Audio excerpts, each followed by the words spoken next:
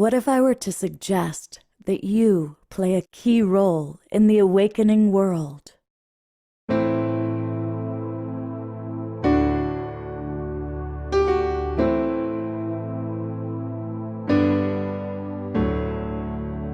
that you are watching this because you have heard the call.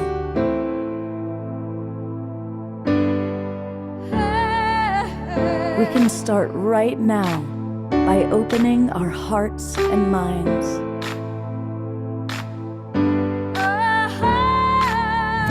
Welcome to the awakening world.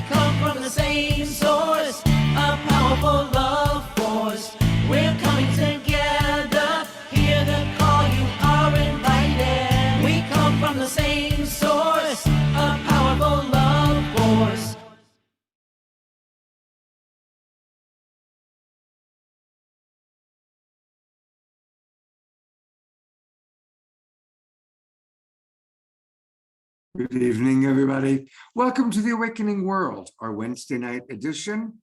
Wednesday nights are always a wonderful night because it's Trish Wright co-host night, which always makes me very happy. So Trish and I are here and we are welcoming you. I'm going to put the spotlight on her. I love when I embarrass her a little bit. There she is.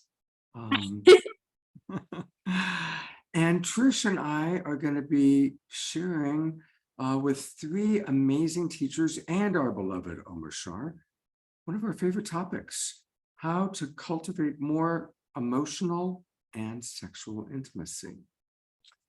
And we want to hear from you. We're going to make this is going to be one of those shows where we really want to take questions and share and make this valuable for all of you. So, and we've got Steve Rowland, the founder and creator of RelationFlix, is with us. And a brand new, I should be putting him on while I talk about this, and a brand new guest who I'm looking forward to getting to know, Sabrina Sundari. And Hazel Grace is with us, longtime friend and a brilliant coach. And to get us off to the most wonderful start, as he always does, our beloved friend Omar Shar, our co-pilot and house musical artist. Welcome, Omar Shar. Namaste, everybody, and what a wonderful topic, really. It's going to thaw some ice that I think I've had in my psyche for a while, and it's really important, this topic, and so I'm excited for what's ahead. And so here's a little ditty for us to all warm ourselves up with. Let's see if we're not already warm.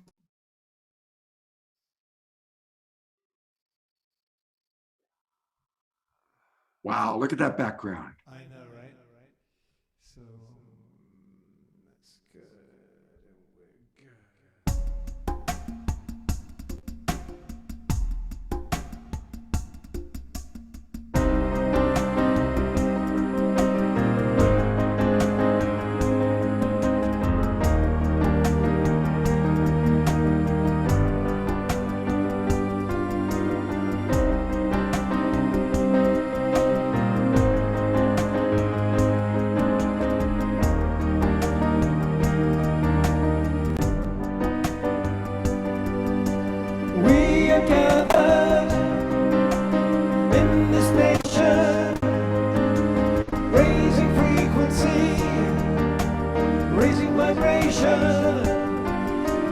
Hearts are open, hands together, loving each other, sisters and brothers.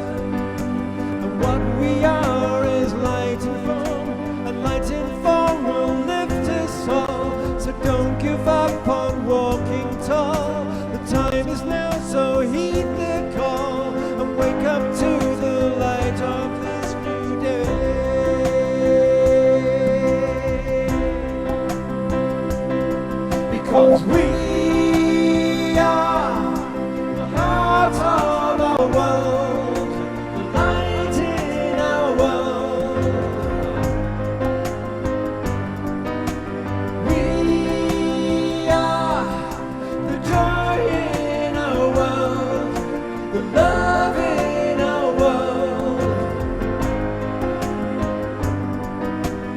showing our colors, Rainbow Nation, higher frequency, higher vibration, minds are open, love is flowing, lifting each other as we are growing, 'cause what we are is light in form, and light in form will lift us all. So don't give up on walking tall.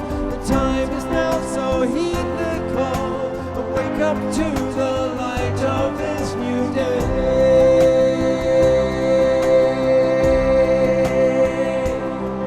Come on. We are the heart of our world, light in our world.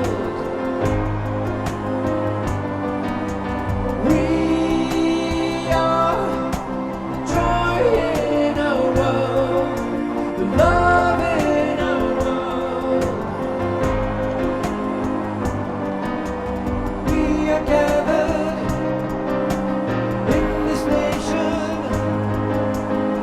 raising frequency, raising vibration, hearts are open, hands together,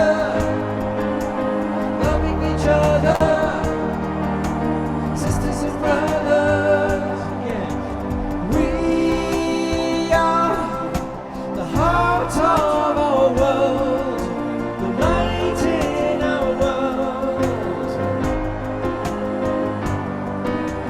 We are the joy in our world, the love in our world.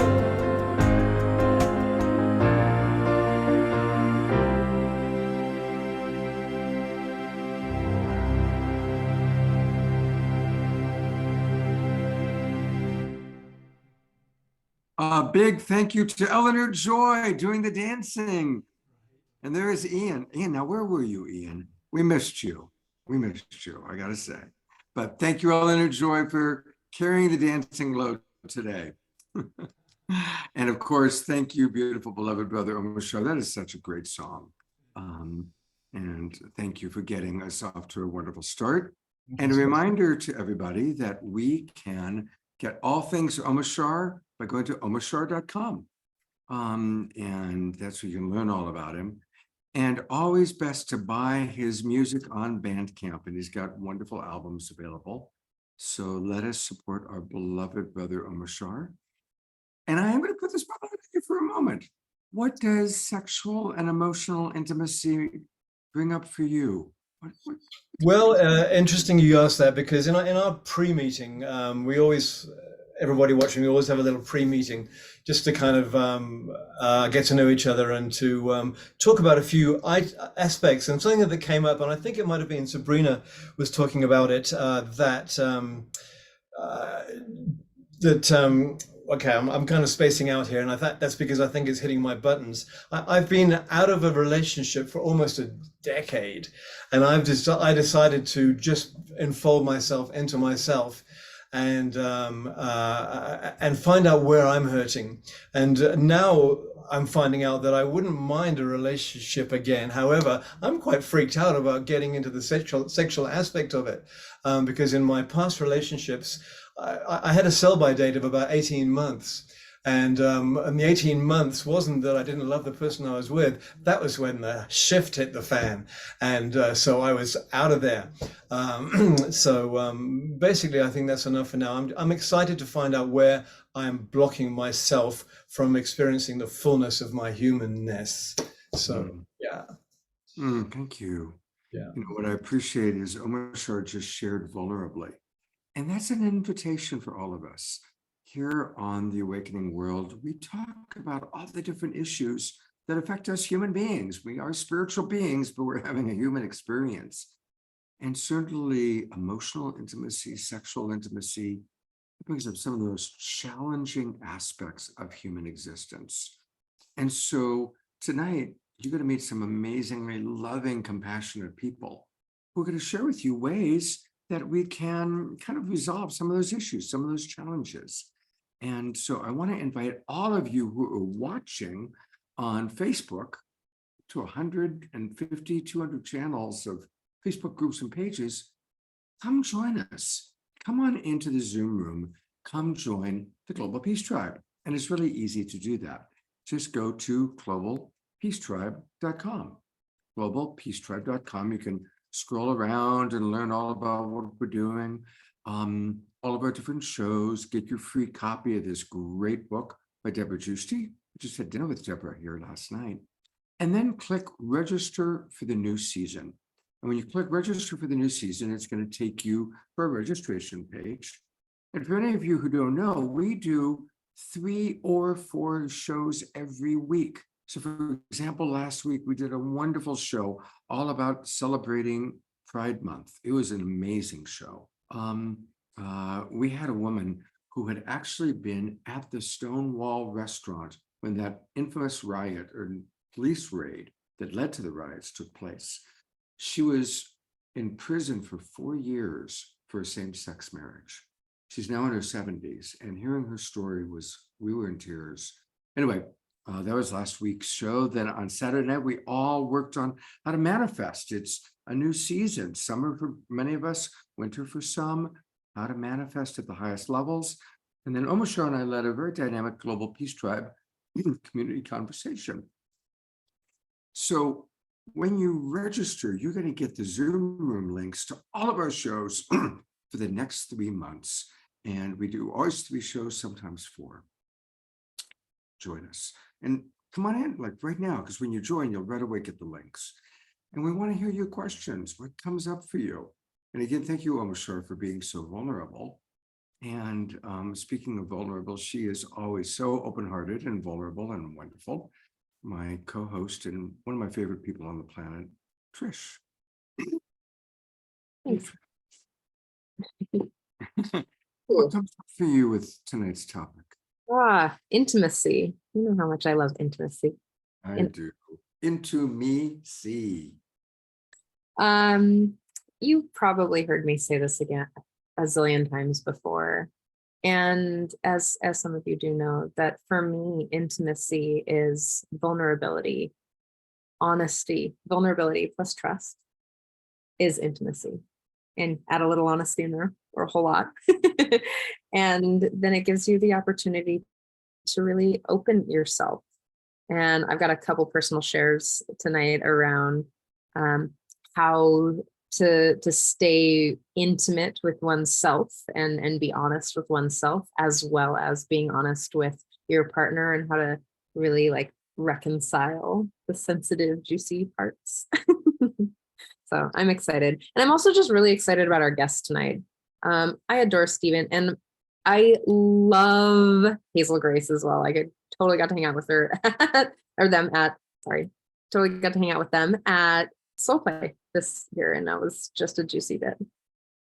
Beautiful. All right, well, I guess we will go into Stephen. And Stephen is somebody that Trish and I love and adore. He's one of our absolute favorite human beings.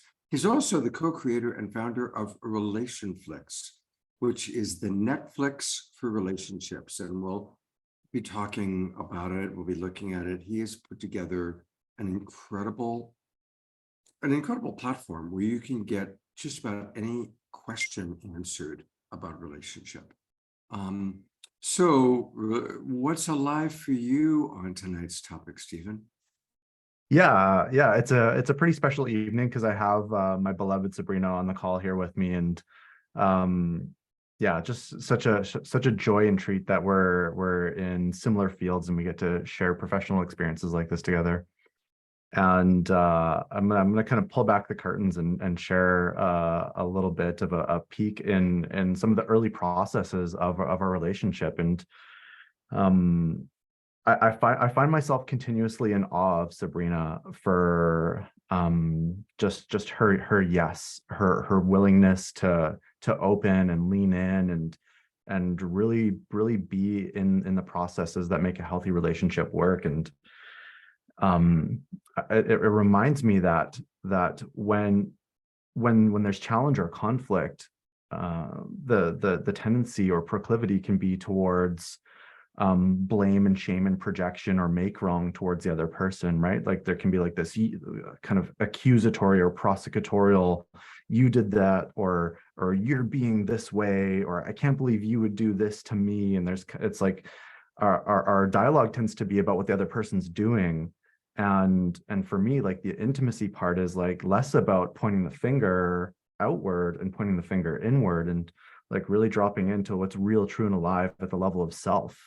And then courageously and vulnerably, basically like dismantling the paradigm of making it about the other person and kind of going into self and being like, hey, this one piece, like I feel like a little bit angry or frustrated, or it's like we're making it about the self and revealing vulnerably what's here, rather than being in that prosecutorial space. And it's something that I'm finding Sabrina just does so well. And like I feel like that opens me, it's like often our relationship to have a breakthrough in the middle of a challenge, we almost have to go against the grain and give the thing that we least want to give. And that's like an open-hearted, vulnerable reveal. And to me, that's where emotional intimacy starts. Like you said it so well, Trish, about intimacy and vulnerability. And yeah, it reminds me of a Scott Catamas quote that I love, and that's, lovemaking isn't necessarily sexual intercourse. Lovemaking is taking challenge or conflict and turning it into more love. And it's through that vulnerable softening that we do that. And I say this over and over and over again. It's emotional intimacy and the process of a closed heart opening is for sure my biggest aphrodisiac. So that's what I have to say on that for now. You're muted, Scott. Would you like to introduce Sabrina? Sure, yeah, absolutely. It is a pleasure for me to introduce my beloved relationship coach and rapid resolution therapist partner, Sabrina Sundari. Hi, everyone. Yeah, so what Stephen was saying actually brought up a lot for me, because being in the practice of relationship has shown me my past patterns where, for example, when there's been a conflict between us, it's been very easy for me to just sit in the numbness and the closedness and kind of stare and let it be. And that's been my past pattern of just allowing the tension to exist and then kind of forgetting about it and moving on with making breakfast. And then it all builds as resentment. And then the relationship eventually collapses.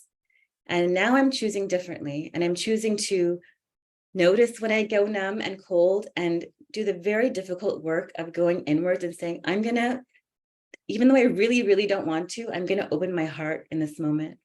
And I try to send my attention down to my heart. And I imagine it like a flower that's closed, and I imagine it opening up. And then I look at him and then I talk and I say, this is how I feel. Even if it's that I feel numb, and even if it's that I feel angry or closed. And that opening and that vulnerability is really what's been the shift for me in cultivating love and intimacy in this relationship. Someone earlier brought up about the 2-year kind of, or the 18-month expiry on relationships. And that makes a lot of sense, because 2 years is actually when most relationships end, because all the chemicals that brought us into relationship and to connection start to fade. Dopamine, serotonin, all of them start fading. And that's why we need to do the work of developing beyond the sparks and the butterflies into the vulnerability of actual connection, so that after the 2 years, it's not just physical. It's not just about how you make me jazzed up inside. It's beyond that. It's the depth. It's somebody that can hold your crying inner child, for example. And that goes way beyond the chemicals. And I also loved what was said about loving yourself, because I was single for 5 years before I entered relationships. I was celibate, and I spent that 5 years cultivating my inner relationship so that I could do the work within relationship of being like, oh yeah, I feel numb. How do I actually feel? What am I willing to go into further? So thanks everyone for sharing. I love the conversation. I look forward to more.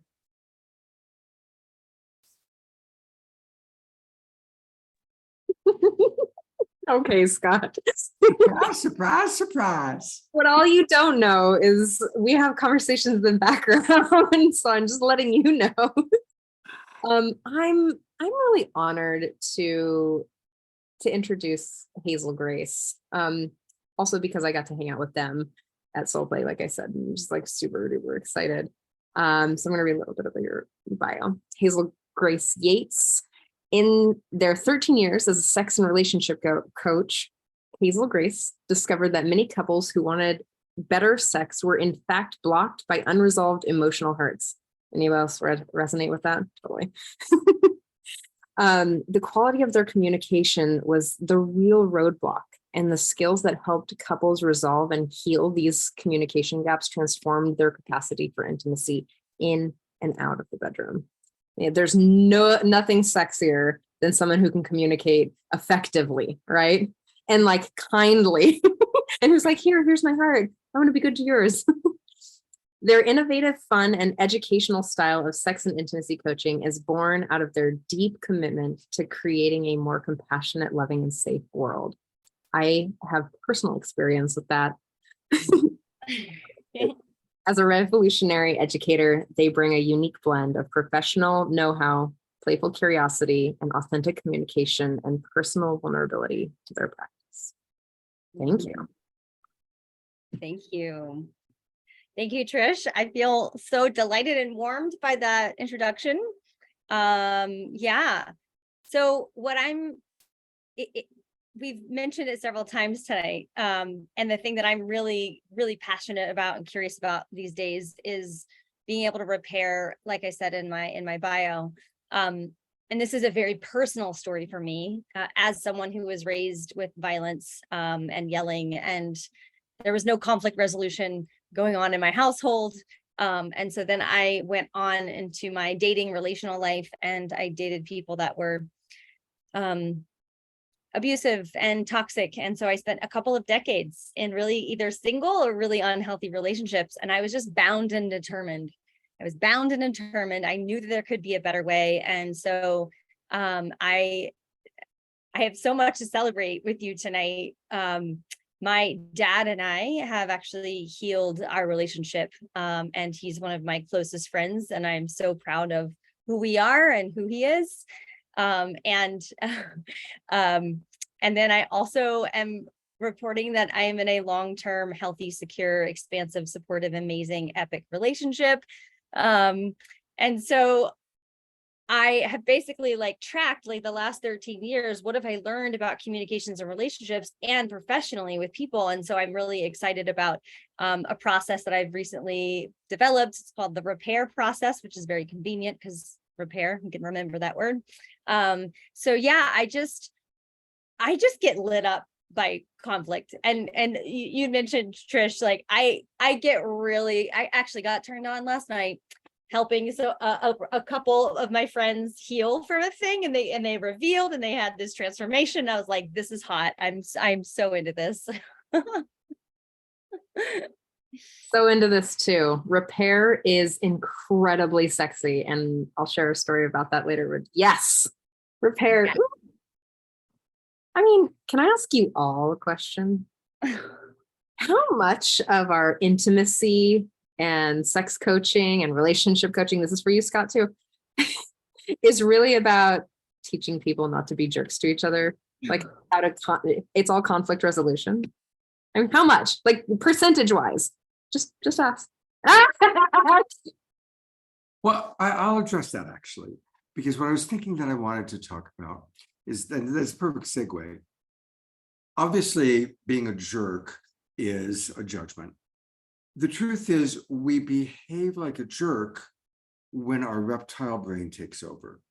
And it's really important for us to understand the biology of it all, to understand that when all human beings have a program that when we are faced with danger, when the possibility of attack exists, we've got a reptile brain that protects us. And possibility of attack, we defend ourselves through fight, flight, freeze, or fawn. And we all have that mechanism. And it was a good thing for our ancestors because they were in constant physical danger. But we're not. We're blessed. We're living in an amazing time. And I do hear, of course, Hazel Grace's, what she went through. So I'm not denying that some of us have gone through being in very real, frightening and physically threatening situations. But most of the time in our relationships now, we are not physically threatened, but we still have that mechanism.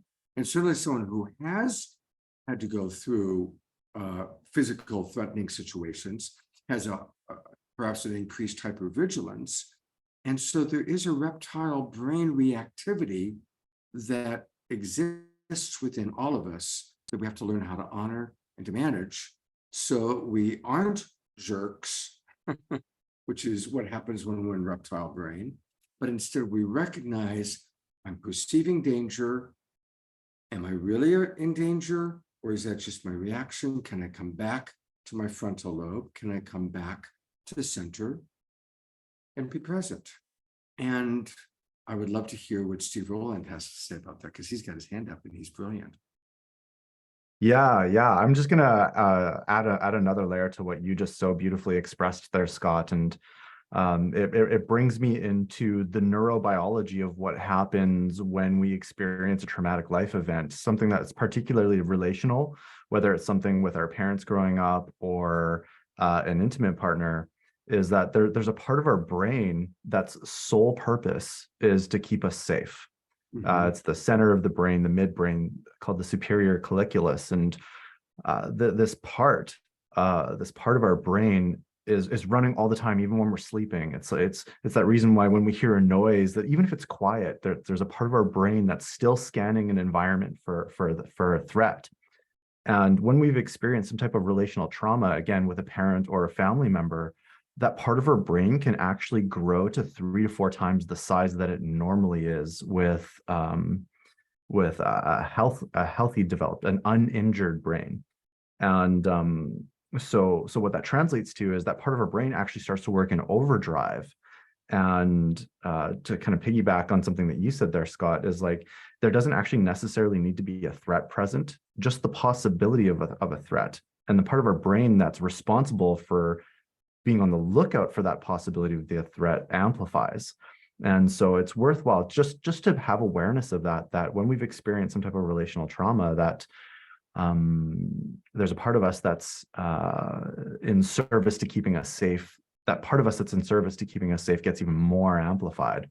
And so just a little bit of extra self-compassion when maybe we are a jerk, and compassion for others when they're in a more reactive state too, and just acknowledging that, hey, this is the part of their brain that's responsible for keeping myself or them safe. And it's like, how do we reestablish safety? And like having that as the North Star is step one. Hazel Grace, would you like to move forward with this conversation on how we reestablish safety? Yeah, sure.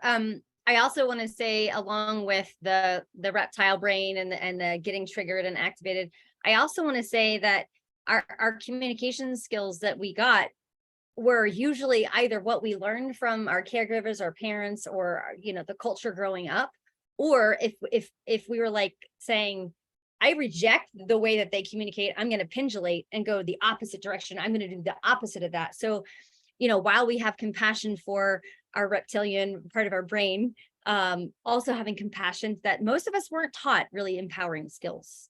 And when I think of safety, the very, very, very first thing that comes to my mind is, am I being heard? Is the other person hearing me?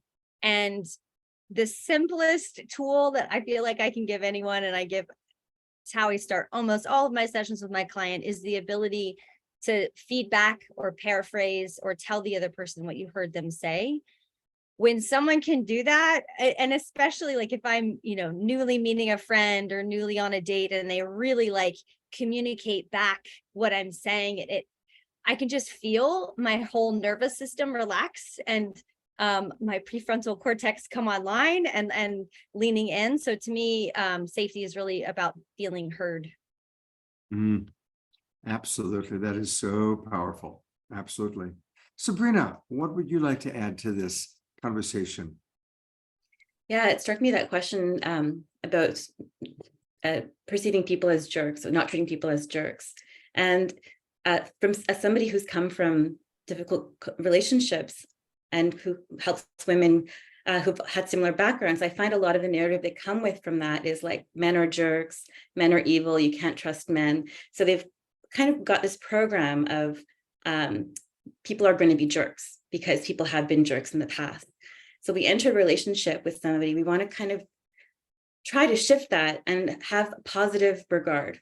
That's my mantra, with like hold people with a positive state of regard. So that means that giving them the benefit of the doubt.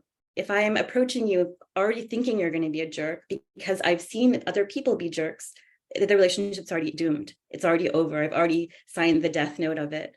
So that's what I'd like to really emphasize is people might be jerks, but we need to give them the benefit of the doubt that they actually might not be. Wow. Thank you.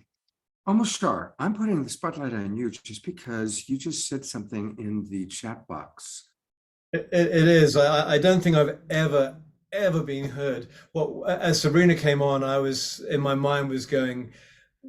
A question came up, which was, what happens if you know these NVC or whatever you'd like to term them tools, and the person you're with has closed ears to that?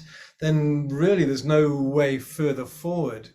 And but I know that I don't think I've ever faced anybody. I got brought up in England, which is my excuse for everything. However, I don't do conflict at all very well. I just go blank, I go numb, and that's it. And my front thingamajig shuts down, and my back thingamajig goes, "Yeah, I'm in charge now. Let's run." And so what I'm getting through Steve and Hazel Grace and Sabrina and Trish and you, Scott, is just kind of this, there's a veil there that needs to be rent somehow within myself. And it brought up the comment that I just put in the chat, which is, I don't think anybody has ever heard me. And therefore, extrapolating that, I guess I never have told anybody how I feel. So there we are. Thank you. Truly feel this. I mean, I can, I'm the diplomat. I can spin. If I'll carry on a little bit. If a conflict comes towards me and I feel it, all my hairs come up, and my mind will find a way of trying to spin myself out of it and change the subject. Kind of, I got pretty good at it actually, but at my own detriment. So, okay, there we go. Thank you, Almoshar. Thank you. And Stephen wrote something, but I'll let him say it to you. Brother. Hey, Almoshar. I really heard you and felt you in your expression there. Yeah. Even taking the first steps is a trip, and I'm doing it publicly because we have some of the world's greatest teachers right here who've walked the path themselves, and I'm not going to let this opportunity go to rent my veils. So yeah, thanks, Trish. Yes. You brought up a good thing. What do you do when you're with someone who doesn't know NVC? Well, I am also in a new relationship with someone who had never even heard of NVC. She's from Germany. It's all very new to her. And the German form of communication is quite different, especially so a lot of patience, right? And then we get to just lead by example, and I've got an impatient. I want to own that I've got an impatient this week, but then we just keep coming back. And one thing that really helps is one of the practices that we teach in Love Coach Academy is when we notice that first agitation, when we notice we're missing connection, 4 magic words: yellow light, let's connect. Coming back into connection and making the commitment to notice, when do I feel connected and when am I losing connection? And if we just start with that place, because it feels so good when we're connected, And it feels funky when we lose connection. And if we go slow enough, we can notice when we're feeling connected to anybody. This doesn't have to be with a lover, it could be with a platonic friend. I know when Trish and I feel connected, and I know when we're losing connection. And so just paying attention to that and then gently asking, hey, yellow light, meaning kind of let's slow down, let's connect. Let's connect. And just that practice has really helped my new partner and I. When things began to speed up and we're beginning to, start out talking each other, and one of us calls it, it brings us back into a centered place. Trish. I love this. Some of us are in new relationships, and we got some NRE going on. One of the things that I wanted to share is a breakdown that recently happened, and it was really, really sweet. So I'm also dating someone new. And this person is not, has literally never heard of any of half the things that I know all about. And they grew up in Omaha, and it's just a very interesting experience. So I had a couple of really challenging days in a row. I don't know if anybody else has this experience where things stack on itself, but I have a couple of those. And it'll smooth sail and then just a bunch of challenges that, again, we can dissect that if we want a little later. So I'm sitting here and I'm kind of sharing about how we run an app called Marco Polo. This is how we communicate long distance. I don't know if anybody else uses it, but it's fantastic. And we can see each other and we can communicate. And so he's moving around and being like, oh, hey, just do this and this and this. And I'm having one of my really, really sick days where I can barely actually get out of bed. I've had a couple of breakdowns with one of my best friends. I had my Instagram account deactivated because someone keeps reporting me for community standards. And that's some of the things that I've worked my whole, for the last year. So all of these things about my security are breaking down. And he's he doesn't quite get it because I'm not actually sharing. So guess who feels disconnected? Can anyone guess who's feeling disconnected? Well, I'm the one feeling disconnected. And do you know what I did? I was, you're disconnected. And then I was like, oh, no. Second video. No. Actually, that's not true. I'm disconnected. Who's feeling the feelings? I'm feeling the feelings. I'm disconnected. And I'm feeling nervous to share the breakdowns in my life because in the past, my partners have ran away when I needed them most in these moments. And I'm afraid that the bigness of my sensitivity is going to cause you to run away. And he goes, oh, I'm sorry, I tried to fix it. I just wanted to run into the burning building and save you because I didn't want you to burn. And I was like, I get it, Mr. Firefighter Man. But what I really need is you just to get on the floor with me and being like, hey, yo, this sucks. It's going to be okay. And it was a pretty, at first it was a pretty big shift. And I had to also remember that he was triggered too. When he realized that he couldn't save me, he got real triggered. And I was like, uh-oh. And instead of choosing the victim, I was like, oh, maybe I could try empathizing with him. One of the things that I heard many years ago from Derek Hart. Do you all know Derek Hart? Derek's been on the show. Yeah, he has. And he did this. I sent him someone that I didn't have the wherewithal to actually hold. And this woman was very, very upset that her partner had cheated on her. And she wanted a judge is what she wanted. She didn't want a coach. She wanted a judge. And one of the things that he was like, hey,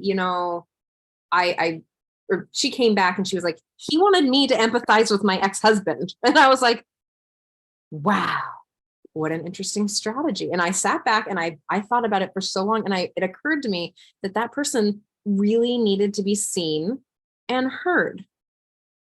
And he had not been heard or seen for many years, which, and I was like, so I keep thinking about that. And that's how I approached the situation is that I dropped my story, reached out to him and was like, what do you need? And he was like, oh my God. Yeah, I feel really seen. I was really afraid of losing you. And I was afraid that you were really having a hard time. And so we ended up creating a new strategy for when things break down.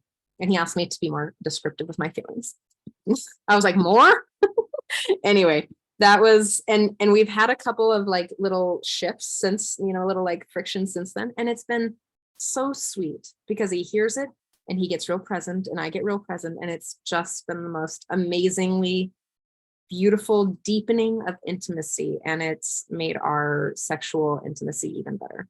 Safety. Who knew, Scott? Beautiful, beautiful. Thank you. And it is interesting that you and I were both single for almost a long time. And we're both in new relationships right now. Isn't that interesting? And our beloved Steve Rowland. I mean, it wasn't long ago, all three of us were in a hotel room together and we were all moaning about being single. So here we are. Life is interesting. Thank you, Sabrina, for loving up our friend, because we love Steve Rowland very much. All right, so here's a question that came in. This came in actually on Facebook. How do I learn to love myself when my partner doesn't treat me kindly? That is exact words. How do I learn to love myself when my partner isn't treating me kindly? Anybody want to tackle that? Stephen. That's such a juicy, rich question. And I want to preface this by saying this actually might not be what this person wants to hear, but I actually think it's what it's needed. In a situation like that where our partner isn't treating us kindly, to me in that moment, self-love is about advocating for ourselves for being treated kindly. And there's like a quality of like really like I've got my own back, like, and I'm going to give something a voice that I feel like needs to be voiced right now because I feel like I'm being treated unkindly or unfairly. And so sometimes self-love is like has like a softening kind of a texture where we kind of go inward and hold an aching inner child. And sure, that might be appropriate for a moment. But also sometimes self-love is having our warrior kind of step up and go to bat for us. And self-love could look like when our partner is treating us unkindly, just like slowing things down and saying like, something like, I would really love it if you could speak more kindly to me right now. Just make a request. And like, to me, that's a highly self-loving thing to do. Self-advocacy. Beautiful response. Thank you. Anybody else want to add? Although that was a beautiful response. Hazel Grace. Yeah, when I hear that, the self-love is boundaries and being able to say, I actually need space or I need support. So there's two things that come to mind. One is boundaries and being able to take space if that's what's needed.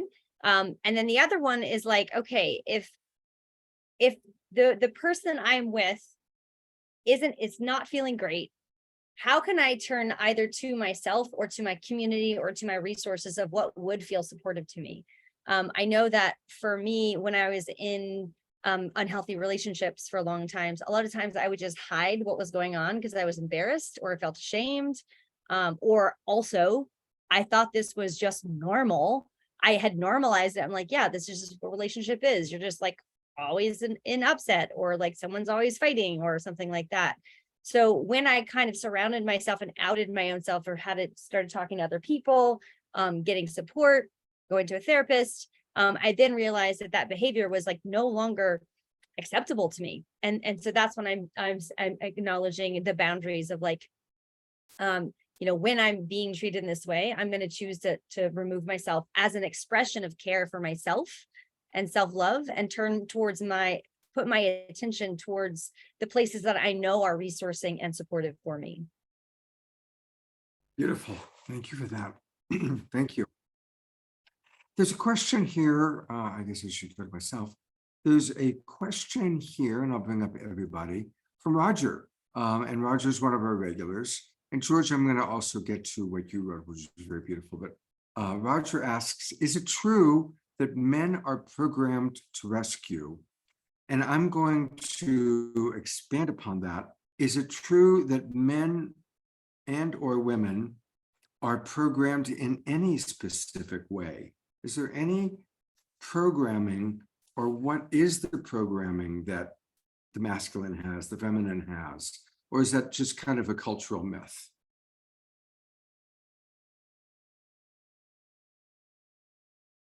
Sabrina. I can only speak to my own experience and to the larger drama triangle where there's the victim, the persecutor. Can somebody remind me of the third one? Rescuer. Thank you. Yeah. So we all play this role in the drama triangle. And I have seen myself as the rescuer many times, especially when I was younger. And that was a really negative relationship pattern I was in. I loved men who were broken so that I could fix them. And then I felt like I had a role and I was important. And then eventually my last relationship prior to my celibacy, I was the one who was rescued. So I have experience being all the people in the triangle. And when I was in my victim, I needed the rescuer. So I think men who are seeing themselves as often as the rescuer need to maybe think about, are they attracted to women who, or if women are the people they are in relationship with usually, who are in victim? That would be an interesting question, Rhonda, for me to ask you further. Yeah. Anybody else want to, and again, what she was referencing is there's a famous thing, which is called the perpetrator, rescuer, victim triangle. And it's a pretty common dynamic that we fall into, where the victim feels victimized by somebody. The rescuer comes running in, here I come to save the day. And in that dynamic, somebody is a perpetrator. And the truth is, all of us can fall into those traps. It's something that, probably all of us as relationship coaches have, processed with our clients or taught in our courses, taught in our classes. So thank you for, kind of bringing that up. Anybody else want to talk about that? Breaking out of victim mentality or out of rescuer modality? Yeah. I'll just add another layer and dimension to that. And your reframe on the question, Scott, was about conditioning. Are people conditioned? And to me, it's just such an easy, resounding yes. If we look at, say, for like the last 10 years of what's shown up in Hollywood, prior to 10 years ago, everything was about having someone who's in some type of a victim stance or posture that needs rescuing. And that was highly romanticized to a degree where, kind of like in the peak moments of the film, the person who was needing of being rescued was rescued by their hero. And that heroism was idealized. And, like if you drop into a peak moment of a movie where someone is saved or rescued and the hero shows up and saves the day, and like there's this peak moment where there's this like really emotional, evocative music, and everything's in service to grandizing that moment. And so a lot of us develop this idea that this is what relationships should look like. We want that kind of like big, huge, emotionally evocative and eruptive symphony kind of going on for us while we're in relationship. And yeah, it brings me back to the truth that like the healthiest relationships, like sure, there's going to be peak experiences and there's going to be low dips where things are difficult, but like the bigger picture is there's kind of like this like long running stream of like almost like a lukewarm hug, rather than this kind of like eruptive, highly symphonic, euphoric moment of peak bliss that we idealize. It's like, so to me, it's like the lukewarm bath versus the hot tub that scorches us. Beautiful. Well, I am going to actually bring up something from when I was teaching with Emily Oram, and Emily was on our show last week, so a lot of people in the Zoom room remember her. And so let's just talk about this triangle for a moment. So here is a little, and hopefully all of you at home can see this. This is the codependence triangle, and it starts with the victim mentality, and all of us have played victim at some time about something. And kind of victim mentality is poor me, I'm helpless, I'm hopeless. And then the caretaker or the rescuer comes rushing in to save the day. And often, the third part of it, the perpetrator is actually any of us. When we're holding the idea that somebody is bad or stupid or wrong. And all of us have at some point, probably recently, maybe today, said something to someone that may have been interpreted as accusing them of being stupid or being bad or being wrong. And it can be as simple as, no, that's not the right direction. Or why are you doing that? Or that's crazy. You know, we quickly will just blurt these things out, which in that moment, we are the perpetrator and we are casting on the other one some sort of a judgment, right? So that's the traditional triangle. And I want to acknowledge Emily and I worked on this together. So this is the, oh, whoops, wrong one. So now let's go to the alternative. And we call this the interdependence triangle. Everybody able to see the victor? We go from victim to victor by saying, I am actually not helpless. I am empowered. I'm finding my empowerment. And the caregiver doesn't rush right into rescue, but starts with, I love and honor myself fully. And that's been a big lesson for me because I'm a rescuer. I was born on Christmas Day. I grew up with the Messiah complex. So I always have been trying to rescue. So learning to love myself first and not jump into rescue. And then for perpetrator, instead of bad, stupid, wrong, to become compassion in action. So somebody does something and my first reaction might be, it's crazy, why are you doing that? To notice my judgment, notice that, come back to center. Why is she doing that? She's scared. She wants to be heard. He wants to be understood. He wants respect. And that's the genius of Marshall Rosenberg, is everything we do, even if it's a crazy strategy, we're trying to get some need met. So an opportunity to share all of that. Let's talk about empathy. I'm going to bring all of our people up for a moment, because one of our regulars whom we love is George Noble. And I'm going to put George on the screen for a moment too, but I'm going to read what George wrote. So hi, George. George wrote, only since the pandemic, I've discovered that hearing is a feeling. Yes, it's an emotional experience. And I've had significant hearing challenges all my life due to pre-verbal rage at abandonment, which is what I learned from my intuitive energy doctor. I can recall being in an embrace with a dear beloved and her cooing something softly into my ear, but I wasn't able to understand her, so I had to disengage from the embrace, move to arm's length in order to see, so I could lip read what she had said. And since this was a newer love, she did not repeat, and that bout of intimate exchange died then and there. Very sad. Now she's with someone else. That's one example from my hearing challenged experience. And I wonder whether any of you normal hearing folk can relate to who knew hearing was feeling. Now I can speak fully empowered, and I'm perceived as coming on to men and women alike than too much, too close. It scares people. I do notice that I can get telepathic with some and not need to speak. So I just really want to thank you, George, and open it up to our friends, our beloveds here, to share any empathy or understanding.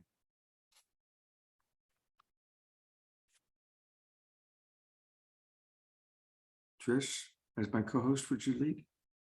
Oh yeah. I just wanted to give everyone else an opportunity to jump in.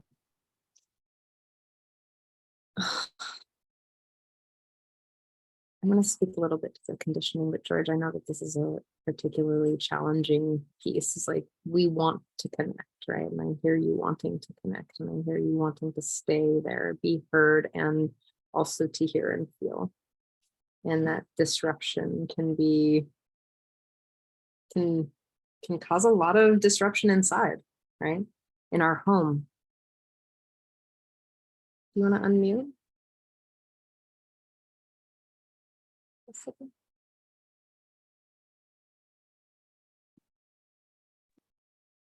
Hi. I wasn't paying real close attention to this. Could you ask again?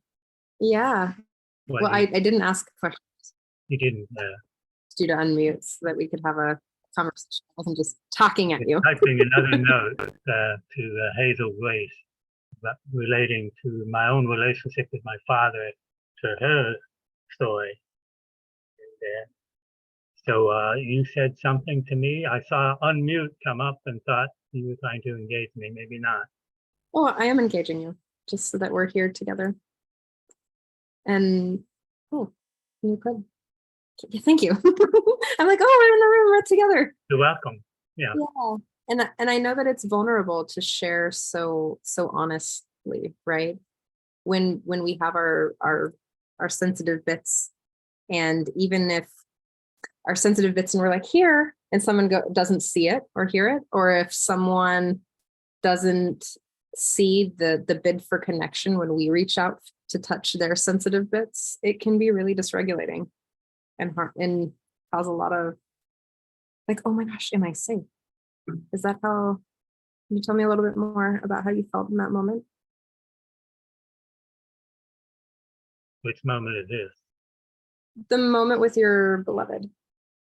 Well, I was sad. I was disappointed. I think I said that in my account. And I've seen her a couple times. She's still around in Sebastopol with a new guy. And, just have to let go. That's not the one. Yeah. Yeah. Hmm. So I just can't get my needs met with everyone for closeness and intimacy. So yeah, it's more difficult for me, I think. And the woman that I am involved with right now, who is quite sick, is quite well, and I think we have very similar anger stuff from early on. I learned that my pre-verbal rage did not happen as a child. This was a prior lifetime. Yes. And the woman who was my mother in this life was a spouse, my wife in that life.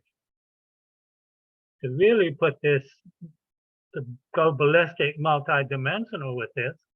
So I'm trying to put all that together. It's certainly not just a 3D feel close to another physical, form here in this time and space. Those moments that we meet someone that we've known for many eternities, that just bring up all of our stuff, our most deeply intimate wounding.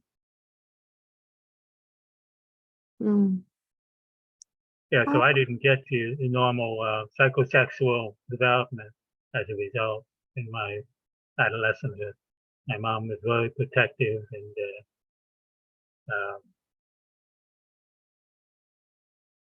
wasn't until I was in my 20s and 30s that I kind of floated into those relationships. And now I don't have the strong urge and desire that I did, and so that's where that is. That is a really tough place to be in. It really is there. Like to not feel safe to explore your sexuality. That's one of the, I meet a lot of people like that in my practice as a sex coach, right? So.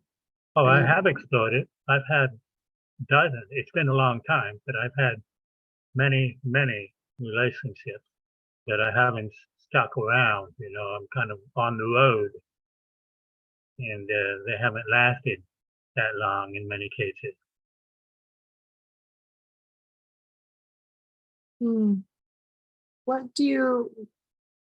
What is it that you're craving? in this moment. Or desiring in this moment. To be seen or held in. Well, my angels who've been reading me and communicating every day, white magi, like they're trying to be, have said that I need a monogamous relationship and to just do my double Capricorn, more traditional things in way of serving. And I think that's right. Thank you. To give up on my ideals of polyamory, which I held in my own early days as a then Marriage, Family, and Child Clinical Services. It was MFCC in the beginning before it became MFT, this training that Scott and I and some others have.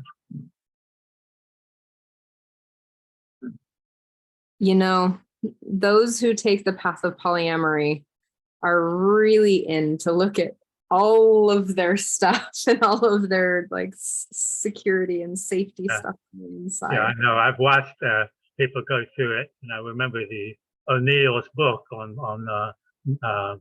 open marriage. That didn't last either. That couple.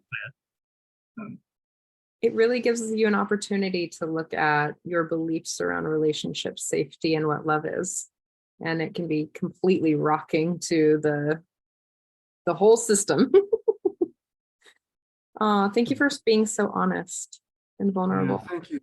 Thank you, George. We love you. And again, you are always right here, and I appreciate your honesty and your vulnerability. It's a gift for all of us. Thank you. You know, it's not easy to come on with us and share. So thank you so much. I was just checking Facebook and I see Stephen's coming in. So go ahead, Stephen, and then I'll share another question from Facebook. Yeah, one thing about George's written comment that really touched me was him positioning hearing as this emotional feeling level experience and phenomena that we have. And I think like a lot of us have this idea that hearing is this thing that happens where something goes in the ear organ and it's intellectualized through the brain. But when it actually comes to really hearing someone, it's actually about feeling someone. Like feeling heard has so much to do with feeling felt. You know, if I'm sharing something with someone or someone sharing something with me, and I'm kind of like up in my head and not really able to connect with what their experience is, and I'm kind of in my own world and reality about it. There's like a tangible kind of corrosion in the field. Whereas if I'm able to hear them and really be with what they're sharing and feel it alongside with them, there's just this magical co-regulating connective experience that happens. So that's kind of how I synthesized at least that part of George's written post. Thank you for that. So what happened for me was that during my Hathor training, I had a giant opening, and I am able to receive psychic impressions of others' personalities just from feeling the vibration of their voice. I think many of us do that as we become more advanced. And it was through doing my Qigong practice, cultivating, bringing that energy into me. And I suppose some people can do similar with a tantric yoga, tantric loving practice with a partner. You know, some of the women tell me they can have. For me, it's always been a depletion of my energy and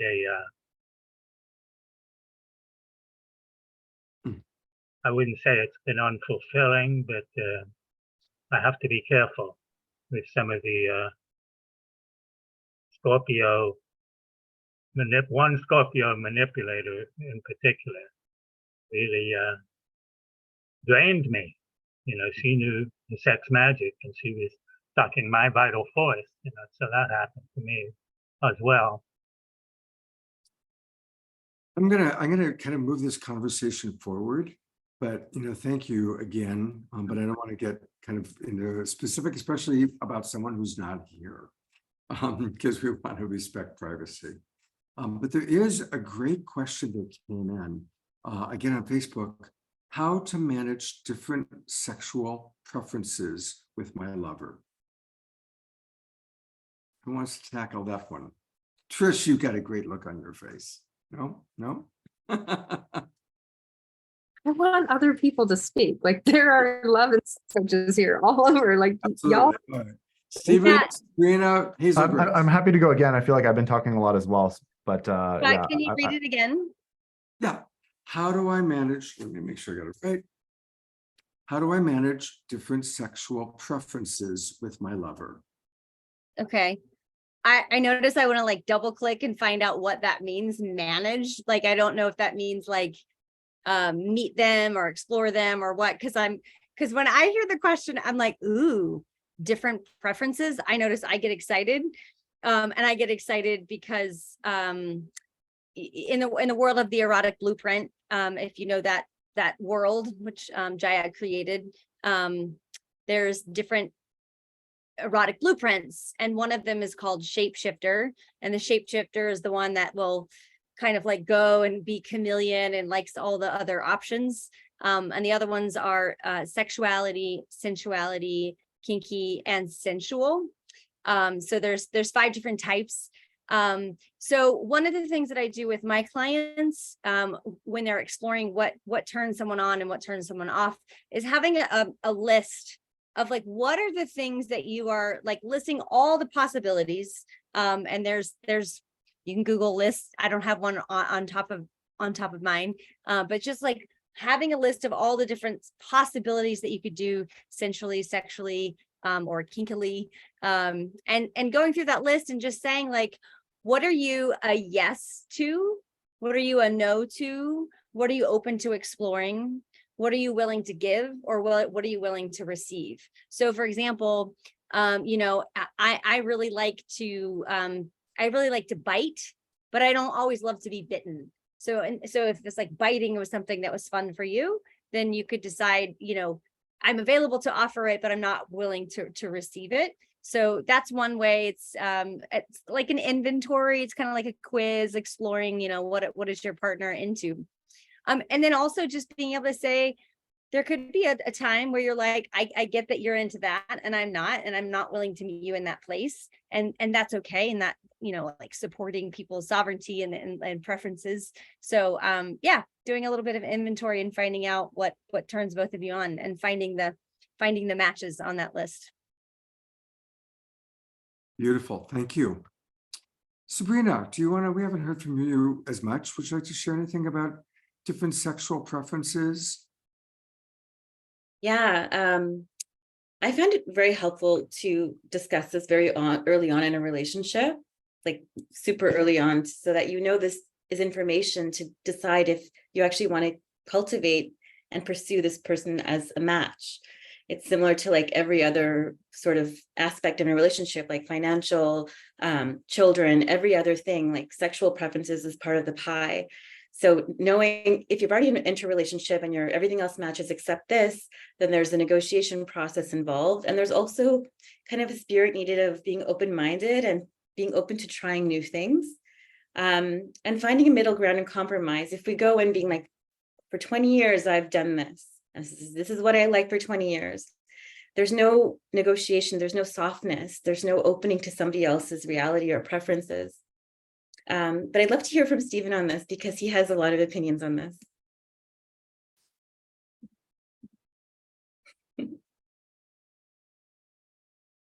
Yeah, the first layer that's present is like, I really just love advocating for a culture of teammateship and collaboration, just as like a baked in context in the relationship. Like I love knowing that I can go to my partner and I'll be met with a spirit of lean in, like open-hearted, curious exploration, and yeah, like having a felt sense that this person's my teammate, and when there's like a conflict or a difference about something, a sexual preference even, that there's a conversation that's available rather than it kind of being like shut off or pushed away. The next layer that's present for me too is like, I think this conversation gets tricky when there's a sexual preference where the other person's just like an absolute hard no for, like, we are not going there. I'm not available for that. And because what happens there is it eliminates further possibility. And I'm not saying that there should be further possibility if and someone should go beyond their boundary. But what I love including a degree of compassion when a partner asks something from us and it's actually not a no for us to say yes to. It's a no for us. Like, it's not something we're willing to engage. And if it's a long-term relationship, like, the connotations of that is like, I might never get this again. You know, it's like this is something that I'm really longing for. And if I'm going to be in a long-term relationship with this person, I'm going to need to face the reality that I might never ever get this again. And there's like a grief and a sense of loss, potentially. And yeah, maybe like some disappointment and sadness in the space too. And so, like, if my partner asks something from me and I'm just like a hard no for it, they might have a grief process that they go through with that no. And instead of having my no, like taking that off the table, be a source of like disconnection and grief and mourning in a way that keeps us distant from each other, I can actually co-grieve with them and lean in and go into emotional validation for their experience. You know, it's like, you just asked me for something that's really important to you, and I just said no. And like, that's like, for sure, it's a recipe for disappointment, grief, and sadness. And like, I just want you to know that, like, I'm feeling your grief and sadness along with you. And I want to validate that you wanted this thing from me and I've said no to it. And like, the connotations of that are, you might not be able to get that. And I just want to acknowledge that there might be a sense of grief, sadness, and loss present for you right now. So instead of it like us, like a no creating enemies of each other, it's an actual opportunity for a deeper closeness and emotional intimacy. Mhm. Thank you. That was beautiful. Beautifully stated. All right, we have another question. And this is, where does self-love become selfish? And it was a long thing, but my kind of concising it was that this person apparently has a partner who is constantly saying, I need this, and I need that, and I need this, I need that. And that's self-love. And it's all about, I need to learn to love myself. But he finds that oftentimes it's selfish because she's ignoring him and the children and other needs. There's a long message, so I apologize to you. You know who I'm talking to.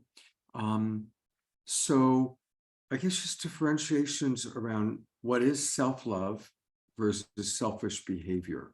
You know, how do we balance care for self with care for other members of the family? Stephen, is your hand up from before or for this one? For this one. Okay.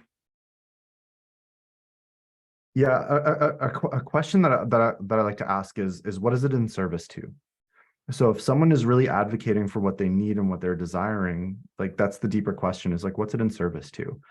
If it's in service to, I need to do things A, B, C, and D so that I can recharge my own battery and fill my own cup so that I have more to give back to my beloved, my children, my work, my profession, my family, all of the things that are asking for something from me. Like, to me, that's self-love. But when it becomes more of like a dominating kind of control centric, like, I need to get what I want, to me, that kind of like sort of starts to dabble into the territory of high narcissistic traits, when it's like just in service to the self. And like, that's the orientation, is just constant in service to the self, without that piece of filling up, recharging my own battery and filling up my own cup so that I actually have more to give. And so without actually knowing your situation, that's I think an important delineation, is what's the behavior in service to ultimately. That's a beautiful differentiation. Thank you. Here's the Grace. Do you have anything that comes to mind for you on that one?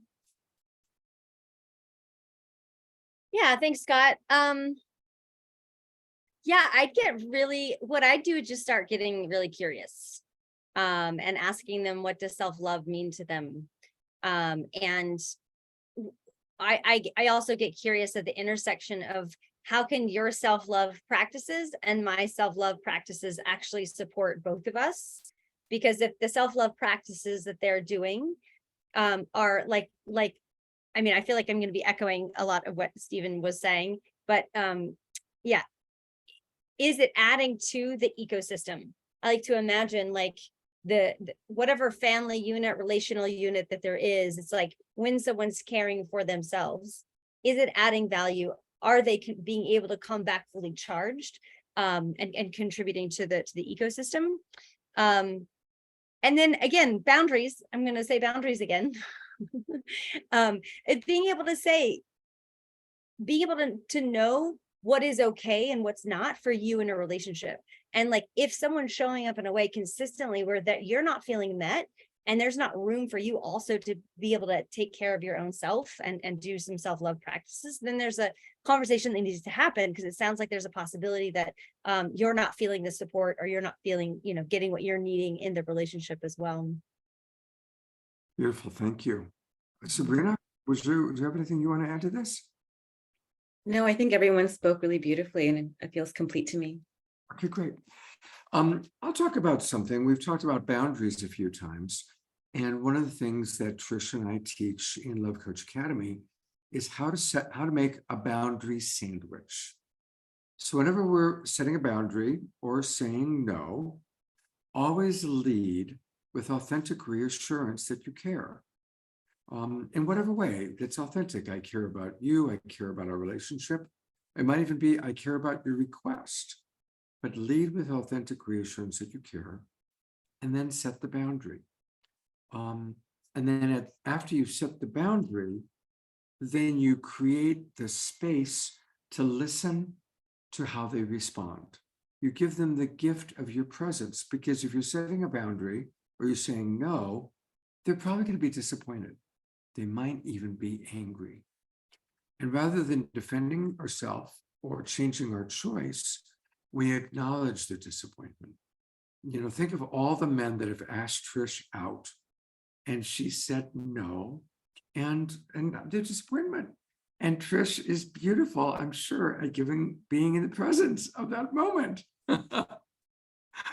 You know, seriously, we all have to say no, and we all have to set boundaries. But remember the boundary sandwich: reassurance that you care, set the boundary, and then be present to their disappointment, their anger, their frustration, without taking it on, without changing your space. So I wanted to offer that little thought. All right. Are there any other questions in the Zoom room? I think what we're going to do is I'm going to turn over to Stephen to tell us all about RelationFlix, because this is the place to go for any and all of your relationship needs. It's amazing what this man has created. And he has a team, but he's pretty much the guy who's been the guiding force. I can remember, Stephen, you first telling Tricia and I about this years ago, when it was just an idea that you wanted to do. It's like, what do you guys think of a website that was like the relationship Netflix? And you did it, man. You created it. So share it with our audience. Yeah, thank you so much, Scott. RelationFlix is an absolute treasure trove of video education on relationships, sexuality, communication skills, conflict resolution, attachment theory, trauma healing, spirituality, tantra, just a myriad of subjects. And really a special shout out to both Scott and Trish here for your incredible content. Trish, I love and adore your content. You bring your signature charm and charisma and sass and energy and enthusiasm, and it's just such a joy to watch your content, and it's really high value and potent too. So I'm loving your content, and also loving Scott's course, Relationship Essentials, which is just an absolute masterclass in compassionate communication, NVC, emotional intelligence. Just an absolutely dynamite course that I've taken 4 or 5 times from Scott directly, and it's just a treat and a privilege to have it on the platform. I'll just give you a little bit of a tour here. I'm gonna be 7-year-old Stephen in elementary school who's at show and tell on a school day here, and show you the platform. So when you sign in for an account, this is what you'll see. Our homepage is full of all these video carousels. Of course, we have our newest videos right at the top. Our most popular videos are Exploring Women's Pleasure by Ariel Brown, Increasing Your Sexual Confidence, The Art of Sensual Massage. There's just a plethora of practices for couples to explore together. It's really beautiful and great. You can see in the couples practices reel here. We also have our videos broken down by different categories, which you can see in the drop-down menu as you engage. And we just implemented a new feature, which is a live broadcasting feature. So once every 2 weeks, we broadcast a really incredible live webinar. We just had Sabrina on for the Undefended Heart, which was just a beautiful class in managing our tendency to be defensive in conflict. We have trauma-informed relationships with Mike Thomas, who's a nervous system regulation expert. The one after that, I believe it's July 26th, Wednesday, is queer sacred sexuality, which I'm very excited to have a local guy from the coast here facilitating. So our live broadcasting repertoire is building out. So that's Relation Flicks. And we also have a podcast, and we're just about to launch our blog and a whole bunch of other relationship focused offerings. So that's who we are and what we're up to. And there's a great, we're just about to change our monetization away from a subscription service, because I know a lot of us have subscription fatigue. And so we're going to be offering Relation Flicks for a low one-time price point. So stay tuned for news on that. Oh, Thank you, Scott. When that happens, let us know so that we can update our audience. Will do. Omashar has a question. When you have been in a relationship for a while and have unconsciously put up with the other's self-serving behavior, and you then wake up to the fact that there's a way to turn things around, how can you broach the subject with your perhaps closed-hearted partner? Good question. I'm going to bring up our experts. Who wants to tackle that?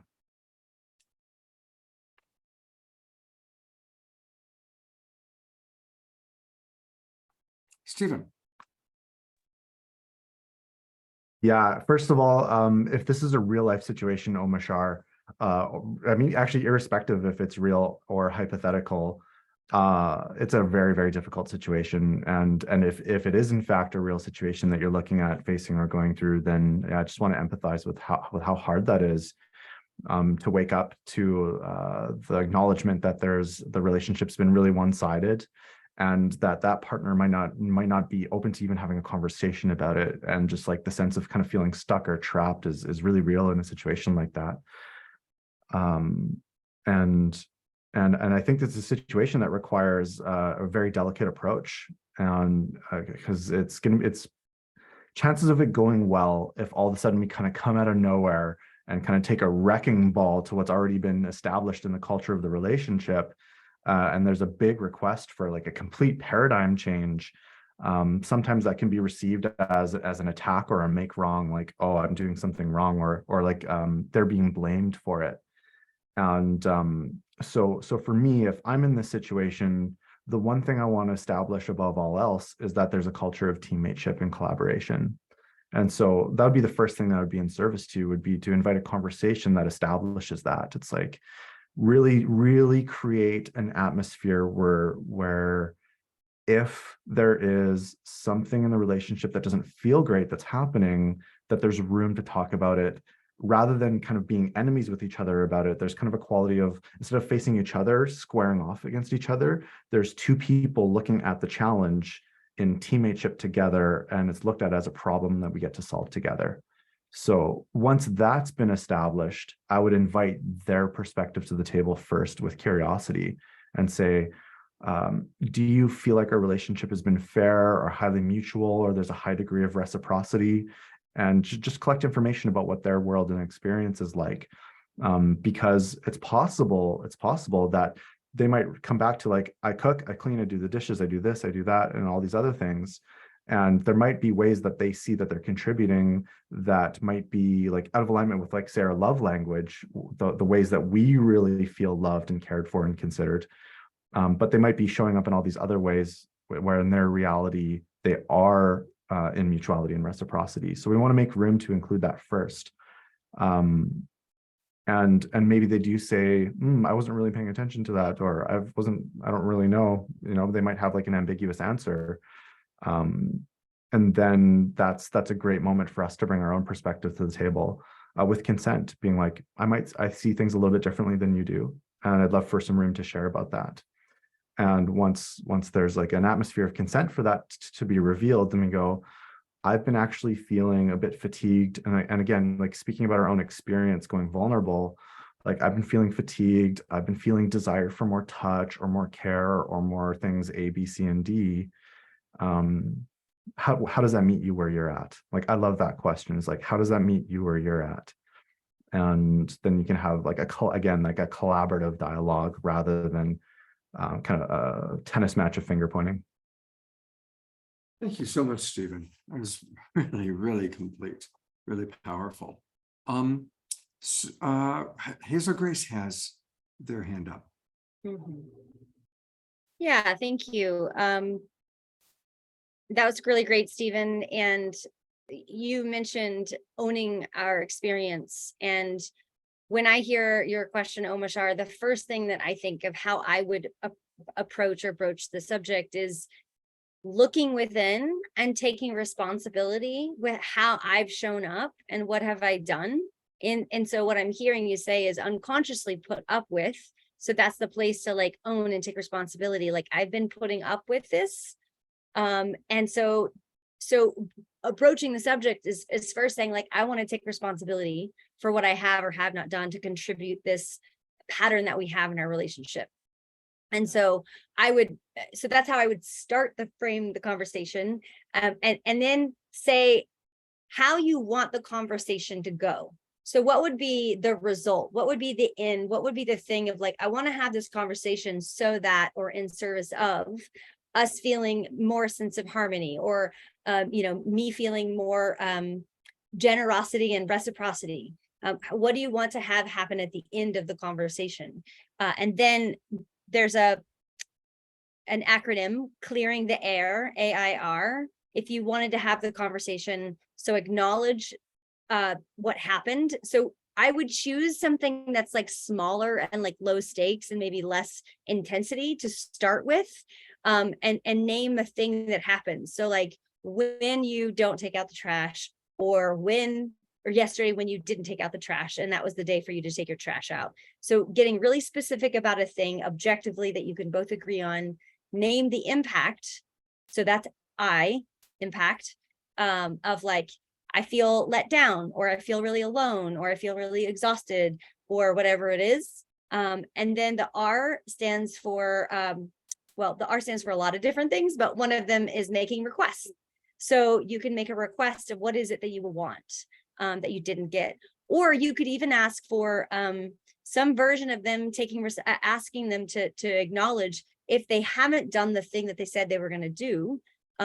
You can make requests like, have them take responsibility and apologize, or express some sort of remorse. That's one of the other R's. And is there something that you can think of that would help you to feel them actually contributing more, and being really clear about what that would look like and what that would mean. And the more specific, the better. So I would start with taking responsibility. How have you played a part in this pattern that you've both co-created? And then choosing something to talk about really specifically and letting them know what's the impact of when they do or don't do those things. And then make requests. And maybe you can also create agreements of things that would work for you. Beautiful. That was very clear. Thank you. Thank you very much. I think while we've got you, I noticed something really beautiful. And that was in what you said. You talk about healing communication gaps and transforming that into capacity for intimacy. And we've talked a lot about that today, but it's such it's the alchemy, right, of going from conflict into greater connection. Do you have any kind of tip, tool, or practice in addition to what you just shared for that? Yeah, one of the tools that I really love is I called it the charge scale. So if you're feeling some sort of tension or conflict or hurt or upset, imagine how intense that feels on a scale from 1 to 10, 1 being like it feels almost unmentionable, and a 10 would be like this is a foundational break of trust in our relationship. So what I like to do is if I have a conflict with my partner and I want to talk about it, I might say something like, hey, I've got something at the level 3 on the charge scale. Are you available to hear it? So that is informed consent. Are you available to have a conflict resolution conversation? This is how intense it is. So that's what the charge scale is, and that's how I invite people to use it.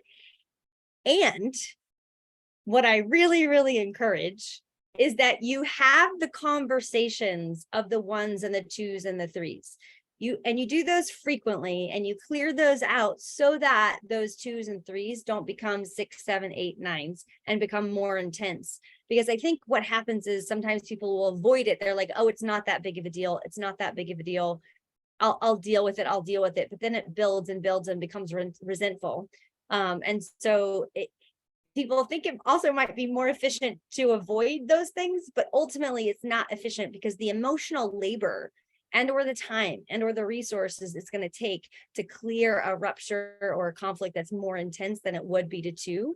So efficiency, using the charge scale, and clear the lower ones so that it doesn't build into resentment and big ruptures. Beautiful. Well, Dr. Hazel Grace can be found on her website, and it is a wonderful website. Definitely, I think some of our friends might be ready for an intimacy makeover. So that's where people can put their name and their email address. I'm going to do that right now because I always like to track what our friends are doing. So it's drhazelgrace.com. And is there anything that you want us, as I fill this out, is there anything you want for our audience to know about your website or about your offerings? I love that photo. Thank you. Yeah, there's events and retreats up top. Yep. And next week you'll see I'm doing the one in the middle, Intimacy Through the Art of Repair. It's on July 12th. That's a virtual event. So that's one of the ones coming up if you're want to geek out more on conflict resolution in relationships. Beautiful. Well, thank you for being on the show. It's so great running into you again. Yeah. And again, congratulations on being in a really healthy, awesome relationship. Thank you. Congratulations. Yeah. Sabrina, we have not heard from you for a little bit. This is when we're kind of concluding and wrapping up. So before we go to your website, is there anything you'd like to share with our audience? Any kind of final thoughts? Yeah, just about the last question from Omashar, that beautiful question. I also feel like the answers were very complete, but there was one piece about the other person having unconscious patterns, or us. Sorry, let me just find the exact wording because I just thought it was very beautifully worded. Unconsciously put up with others' self-serving behavior. So that's us being unconscious. And I just wanted to mention what I said before about holding our partners in positive self-regard. So perhaps they've been unconscious themselves, and we have also been unconscious. And I just want to mention that with an open heart, they could potentially just realize, like, hey, I didn't realize that I was being unconscious here. I'm saying this because I've been that person where somebody's brought something to me, and I've realized, been totally blind to the fact that I had problematic behavior. I was unconscious to it. And when it was brought to me in a gentle way, similar to how Hazel, Grace, and Stephen mentioned, the graceful way of bringing that up, it was a huge blossoming within the relationship and a huge opening and an opportunity. So having that, that approach of maybe we've both been unconscious, I've raised my consciousness, and I see the potential reality where you can also have an elevated consciousness here as well. Beautiful. Thank you. That's a lovely thought. And I'm just so grateful to get to know you a little bit, because as you can probably tell by now, we love Stephen a lot. And so it's good to see his new love and bring him on as I'm acknowledging you both Just want to really wish both of you blessing, and what a blessing it is for you, Sabrina, to have somebody as wise as Stephen, and how wonderful it is for you, Stephen, to be somebody who's learning from you, matching you. And I look forward to just watching how the two of you co-create personally and professionally together. It's pretty cool. Thank you. Sabrina, Yeah, I'm learning from her too. Sabrina can be reached at a website, which is her name, sabrinasundari.com. Sabrina, SUNDARI.com. Clinical hypnotherapy, rapid resolution therapy, trauma sensitive certified coach. And I see here that you offer a free consultation call. Tell us Yeah, a little bit. anybody can book for 20 minutes if you want to talk about anything you're moving through. It's no obligation. I'm just here as a service to be a listening ear and offer any guidance that I can. So you're welcome to book with me whenever you'd like. And if you'd like to go further, I offer a 6-week one-on-one personalized kind of a program where we work with the subconscious as my clinical hypnotherapy background. So the patterns that you've developed that you may not be conscious of, we can correct them and remap your subconscious mind towards healthy relationships. Beautiful, thank you. And that's a really lovely offer. And I'm hoping that some of the people watching are going to, yeah, I want to work with Sabrina, or I'm going to buy RelationFlix, or I definitely want to work with Dr. Hazel Grace. So thank you for that. We are going to wrap up a little bit. And, Mary, I'll respond. Mary's saying, why are we wrapping up so soon? Don't we have more time? Well, this show actually used to be a 90-minute show, but sometimes we go 2 hours. If you want length, come on Saturday nights, because our Saturday night show always is at least 2 hours, sometimes 3 hours. And the few times we've gone 4 hours. But actually it's scheduled to be a 90-minute show. But I love that you don't want to leave. There is one last question, though, I will address, even though we kind of did our conclusions. And this is from Dear Dia Therese, who we love. She writes, will you guide me to a specific resource who addresses parental, in my case, father, sexual misconduct with me when I was a very small child, perhaps a toddler? I'm going to bring all of you up while I read this. I'm guessing that there probably might be more than one response. I have no memory of the incidents. However, following an incident that I fully remember at age 30, and my father referred to when you were a baby, I see it has colored all my relationships, sexual and non, male and female.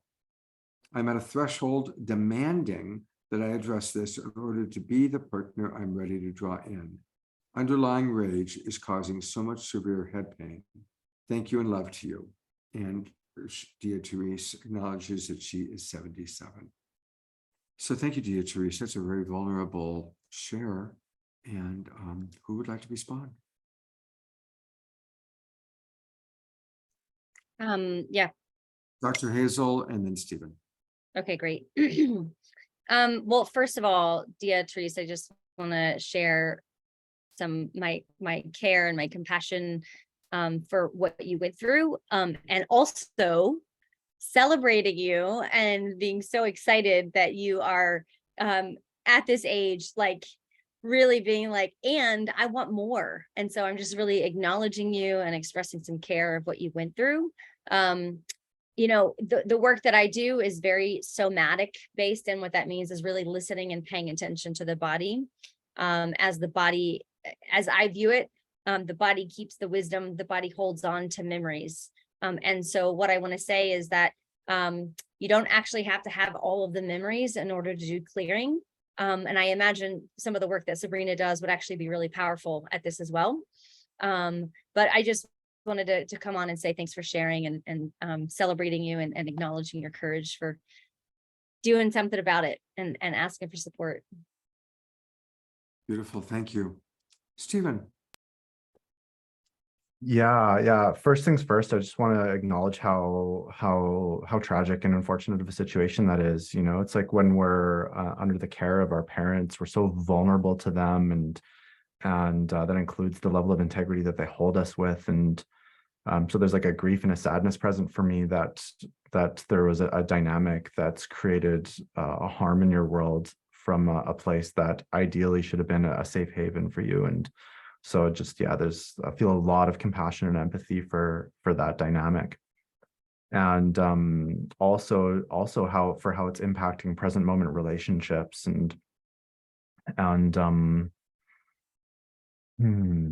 yeah, I think what I'm feeling called to resurface is that there's like these responses. Like I collected that there's this underlying rage, and that's valid. It's valid, and I think that there can be a part of us that makes our reactions and responses bad or wrong because they're displeasing to other people, and they're displeasing to us too because they're really uncomfortable. But to me, that sounds like a very natural response to mistreatment from a primary source of connection that our parent is. And we orientate to our adult relationships, our significant adult relationships, in a very similar way. They're a primary source of connection. And so when there's been an unsafe dynamic in a primary source of connection in the past, like our body's going to be looking out for us in as it shows up later down the road too. And so to me, this is like a difficult yet very natural response. So I'm hoping that there's something available to you that can be self-validating about that, and yeah, really celebrating and encouraging that you're willing and to meaningfully look at this. And beyond that, I can't recommend a qualified therapist enough who actually specializes in sexual trauma. That's 100% where I would point your compass to, is someone with a PhD who specializes in precisely this. So that's what I have for you right now. I'd like to come in on this a little bit, and I'm going to open it